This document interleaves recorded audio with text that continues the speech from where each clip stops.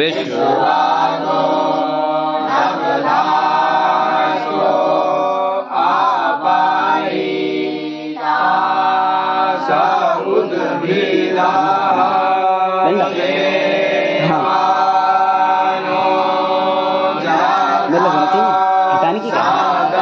हटाने की करो आया कैमरा बता दो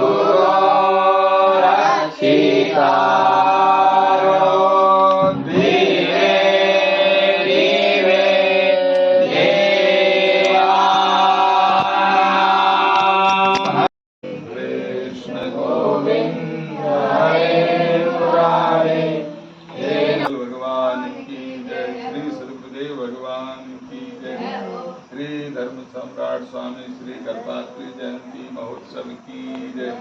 श्री स्वामी जी महाराज की जय। वैदिक सनातन धर्म की जय। वैदिक धर्म की जय। आज बड़े भाग्य का दिवस है और हम लोगों का सौभाग्य है कि धर्म सम्राट स्वामी श्री करपात्री जी महाराज का जयंती महोत्सव में हम सब लोग सम्मिलित हुए हैं और हमारे गुरु वशिष्ठ संस्कृत गुरुकुलम बरेली में ये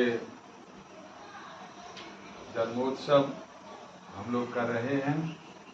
और धर्म सम्राट स्वामी जी करपात्री जी महाराज, उनको कौन नहीं जानता, जो वैदिक सनातन धर्म है उसके लिए उन्होंने अपना जीवन समर्पित कर दिया और जो सनातन धर्म है उसका प्रवचन भी किया और लोगों के लिए संदेश दिया कि इस धर्म के अनुसार चल करके ही और किसी भी व्यक्ति का कल्याण हो सकता है। माने इस जगत में भी आप सुखी रह सकते हैं और परलोक में जाकर के भी आपको आत्यांतिक सुख की प्राप्ति हो सकती है। ये तो निश्चित है कि इस लोक का नाम ही मृत्यु लोक है। जिसका जन्म होता है उसकी मृत्यु अवश्य होती है, तो जो आया है वो जाएगा अवश्य।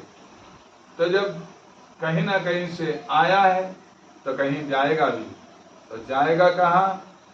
बोले ये पता नहीं कहाँ जाएगा। इसलिए हमारे धर्मशास्त्र जो स्वयं भगवान ने जिनकी रचना की है, जैसे वेदों को प्रकट किया भगवान श्री हरि ने और उसका ज्ञान दिया श्री ब्रह्मा जी को, और ब्रह्मा जी ने उसी के द्वारा और उसी का आश्रय लेकर के ही संसार की सृष्टि की। और सृष्टि तो हो गई, पशु पक्षी स्त्री पुरुष सबका निर्माण हो गया, लेकिन ये चलेंगे कैसे? इनका व्यवहार कैसे होगा? कौन छोटा है, कौन बड़ा है, कौन चाचा है, कौन ताऊ है, कौन भाई है, कौन चचेरा भाई है, कौन सा तहेरा भाई है। और ये जो सब व्यवहार हैं, कौन माता है, कौन बहन है, कौन भाभी है, कौन पत्नी है, इसका जो व्यवहार है वो व्यवहार का ज्ञान कैसे होगा? तो इसी का नाम है वैदिक धर्म, जो वेद ने और निश्चित किया कि जो तुमको जन्म देते हैं वो तुम्हारे माता पिता कहलाते हैं। क्या है? और 4 भाई हैं तो ये बड़े हैं, ये मझले हैं, ये छोटे हैं। ये व्यवस्था, ये जो शब्द हैं, ये वेद ने ही प्रकट किए और वेद ने ही बताया कि इस तरह से तुम्हारा व्यवहार होना चाहिए।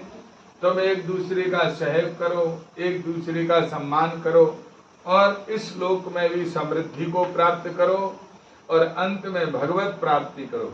भगवत प्राप्ति करना ही जीव का मुख्य उद्देश्य है। और जो लोग भटक जाते हैं, जो इस मार्ग से भटक जाते हैं, उनको भगवान की माया ऐसे करके दाब लेती है कि जो आगे को उनका सोचना समझना ही कठिन हो जाता है। अनेक प्रकार के विकार उनके हृदय में उत्पन्न हो जाते हैं। अभिमान, अहंकार, ईर्ष्या, द्वेष, पाखंड, काम, क्रोध, लोभ, मोह, ये सब प्रकट हो जाते हैं और उसके पूर्ति करने में ही पूरा जीवन चला जाता है और वो इस लक्ष्य को भूल जाते हैं कि हमारा ये मनुष्य शरीर धारण करने का उद्देश्य क्या है। भगवान श्री राम ने अपने मुखारविंद से सभी जनता के लिए, चाहे वो हमारे हों चाहे अपने हों, किसी के भी हों, उन्होंने कहा कि सभी के लिए उपदेश है कि ये मनुष्य शरीर बड़े भाग्य से मिला है। बड़े भाग्य मानुष तन पावा, सुर दुर्लभ सदग्रंथन गावा, और साधन धाम मोक्ष कर द्वारा, पाए न जही परलोक समारा। जिसने इस मनुष्य शरीर को प्राप्त करके मोक्ष की प्राप्ति नहीं की, जिसने इस संसार को समझा नहीं, इस संसार को ही उसने नित्य मान लिया, सदैव रहने वाला मान लिया, जबकि ये सदैव रहने वाला नहीं है, क्योंकि ये शरीर पहले नहीं था। जन्म से पहले जिन्होंने इस शरीर को जन्म दिया वो भी नहीं रहे, उनको जन्म देने वाले भी नहीं रहे। जैसे मानो हमारे पिताजी नहीं रहे, हमारे बाबा नहीं रहे, हमारे परबाबा नहीं रहे, उनके परबाबा कोई नहीं रहा, तो हम भी नहीं रहेंगे, ये निश्चित है।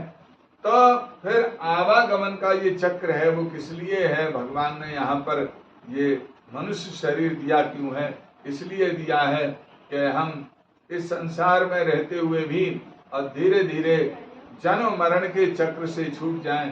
पुनरपि जननम पुनरपि मरणम पुनरपि जननी जठरे शयनम, हे संसारे खलु दुस्तारे, कृपया पारे पाहि मुरारे, भज गोविंदम भज गोविंदम भज गोविंदम मूढ़मते। भगवान शंकराचार्य कहते हैं कि यही मनुष्य के जीवन का उद्देश्य है कि बार बार का जन्म लेना, बार बार की मृत्यु होना, इससे हम मुक्त हो जाएं और हमारा जन्म मरण का चक्र छूट जाए। इसीलिए ये मनुष्य शरीर हमको प्राप्त हुआ है। भगवान भी यही कहते हैं। और जो ये कहते हैं ऐसा काल चल रहा है, समय चल रहा है, तो भाई काल ही कर्म ही ईश्वर ही मिथ्या दोष लगाए। काल कर्म को ईश्वर को और मिथ्या ही दोष देते हैं कि वो ऐसा समय चल रहा है साहब, और हम ऐसा नहीं कर सकते, वैसा नहीं कर सकते। क्यों नहीं कर सकते? इसी कलिकाल में बड़े बड़े भगवान के भक्त हुए, नरसिंह जी हुए, मीराबाई जी हुई, राका बाका जी भक्त हुए, बड़े बड़े संत हुए, जैसे हमारे धर्म सम्राट स्वामी श्री कृपात्री जी महाराज हुए, और हमारे परम पूज्य गुरुदेव बक्सर वाले महाराज जी, परम पूज्य श्रीमान नारायण दास भक्तमाली जी महाराज, जिन्होंने इस जगत के लिए, संसार के लोगों के लिए भगवत प्रेम क्या है उसका मार्गदर्शन किया।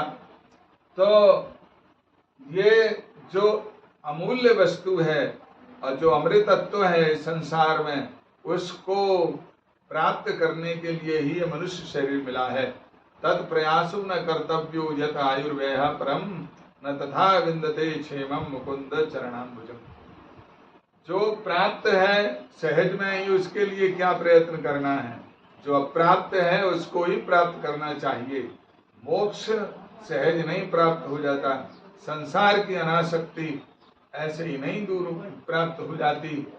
संसार की आसक्ति के कारण जो अनेक प्रकार के दोष हैं, वो आसक्ति ऐसे ही समाप्त नहीं हो जाती। उसके लिए बड़े यत्न और बड़े नियम संयम और बड़े सत्संग आदि बहुत सारे कार्य करने पड़ते हैं। तो ये मनुष्य जीवन का उद्देश्य है, भगवत प्राप्ति, इसी का नाम अध्यात्म है। यही पूर्व काल से चला आ रहा है। सनातन धर्म किसी व्यक्ति के द्वारा, किसी महापुरुष के द्वारा चलाया हुआ नहीं है। और जितने भी धर्म हैं जो आज नाना प्रकार के पंथ आदि दिखाई देते हैं, उनकी तो सीमा है। 1000 साल पहले हुए, 1500 साल पहले हुए, 2000 वर्ष पहले हुए, ये तो प्राप्त हो जाएंगे, परंतु सनातन धर्म कब से है उसका कोई पता नहीं है, क्योंकि ये परमात्मा का धर्म है।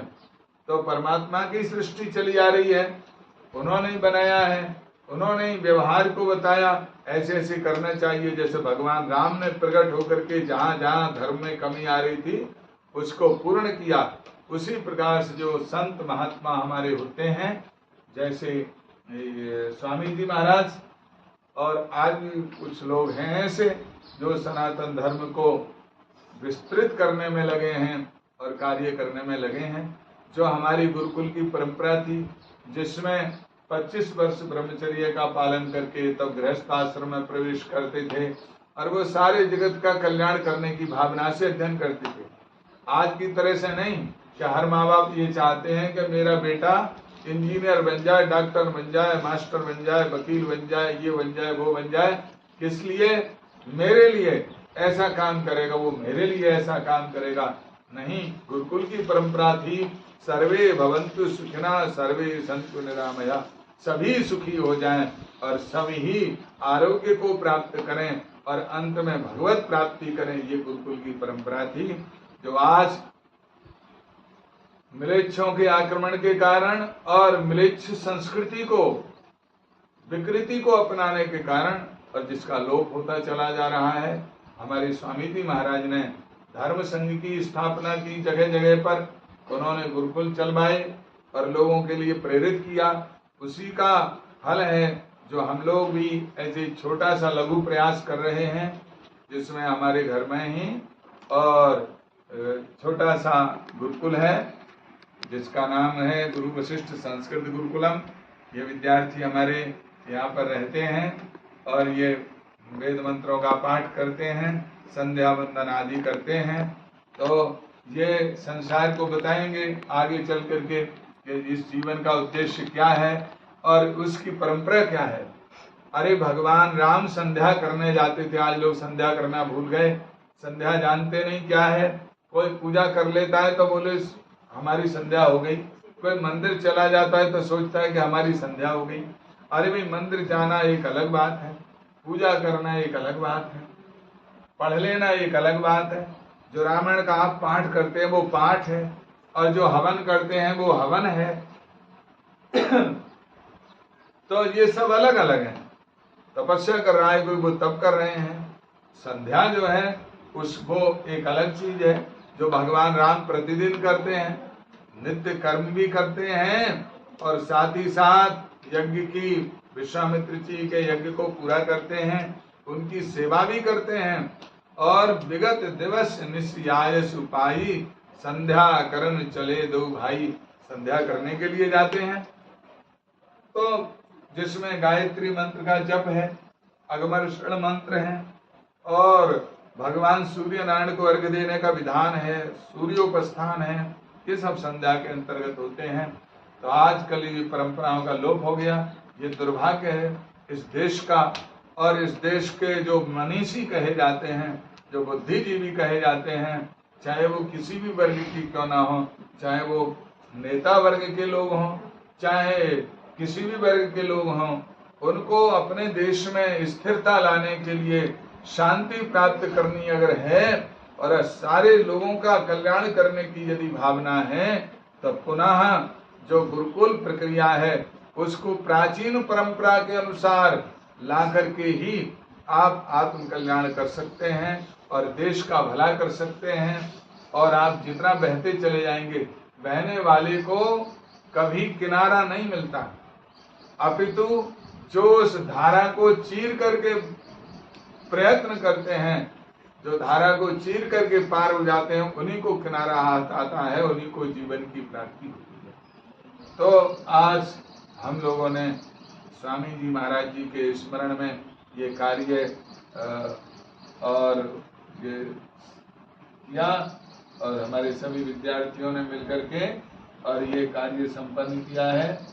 आज हम सभी से ये कामना करते हैं और भगवान से प्रार्थना करते हैं कि हमारे ये वैदिक परंपरा का प्रचार बढ़े, लोगों का भला हो, लोगों का कल्याण हो। ये इसलिए नहीं है कि इससे हमारे कल्याण हो, नहीं नहीं, सारे जगत का कल्याण हो, सारे लोग अपने अपने वर्ण धर्म के अनुसार कार्य करने लग जाएं।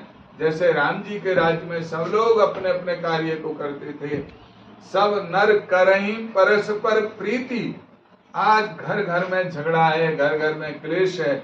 उसका कारण ये है कि लोगों में प्रेम नहीं रहा। कहने से प्रेम नहीं होता है, उसका व्यवहार करने से प्रेम होता है। तो सब नर करहीं परस्पर प्रीति, क्योंकि चलई स्वधर्म निरत श्रुति नीति।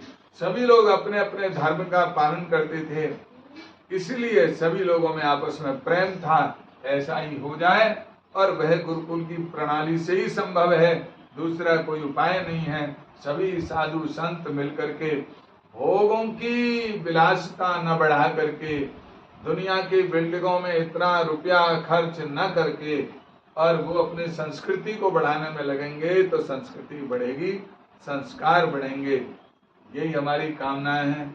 और श्री स्वामी जी महाराज से ये प्रार्थना है, उनसे भी हमें प्रेरणा मिलती रहे और आशीर्वाद प्राप्त होता रहे, और हम इस कार्य में संलग्न रहें, और ज़्यादा से ज़्यादा हमारे यहाँ से, हमारे देश में बड़े बड़े विद्वान प्रकट हों। और विद्वान केवल कहने मात्र के नहीं, क्रियावान सा विद्वान, जो जाना है उसको अपने जीवन में उतारें, उसी का नाम विद्वान है। त्याग, तपस्या, परोपकार की भावना, विनम्रता, सहजता, सरलता, सारे प्राणियों की हित करने की जो भावना है, यही विद्वान व्यक्ति का लक्षण है। ऐसे विद्वान पुरुष पैदा हो हमारे देश में। केवल मान सम्मान की भूख चाहने वाले विद्वान नहीं, और केवल धन भोगों की उपलब्धि प्राप्त करने वाले विद्वान नहीं, अपितु ऐसे विद्वानों की आवश्यकता है इस संसार में, इस हिंदुस्तान में, जिनके अंदर त्याग हो, जिनके अंदर वैराग्य हो। एक जड़ वृक्ष होता है, वो भी जब फलीभूत होता है, उसके अनेक फल उत्पन्न होते हैं, समाज को फल भी देता है, रस भी देता है वो वृक्ष, और अपनी परंपरा को लेकर के जाता है। एक बीज अनेक बीजों को प्रकट करता है, अनेक वृक्ष उत्पन्न होते हैं। उसी प्रकार से विद्वानों का भी ये कर्तव्य था कि उनके द्वारा अनेक विद्वान उत्पन्न होते, तो इस देश में ये मुसीबतें नहीं आती, ये अकाल मृत्यु और अकाल स्थिति उत्पन्न हो रही है, आपातकालीन स्थिति उत्पन्न होने जा रही है। ये सब नहीं होता, क्योंकि अपूज्या यत्र पूज्यन्ते पूज्य पूजा विधि क्रमः त्रीणि तत्र भविष्यन्ति दुर्भिक्षम मरणम भयम। ये विद्वानों के द्वारा ही संभव है। अगर विद्वान नहीं होंगे तो सूर्य ग्रहण कब है, चंद्र ग्रहण कब है, कौन बताएगा?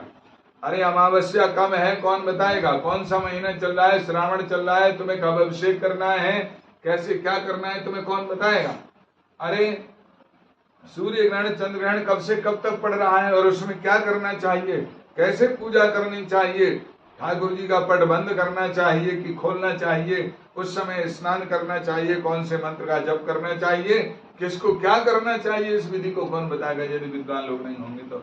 अब वो भी परंपरागत ब्राह्मण नहीं होंगे, विद्वान ब्राह्मण नहीं होंगे तो कहीं भी शांति नहीं हो सकती, और किसी के भी द्वारा लाख प्रयत्न करने पर भी ये आपदाएं समाप्त नहीं हो सकती।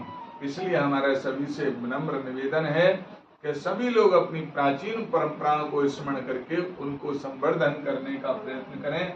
इसी के साथ हम अपनी वाणी को विराम करते हैं।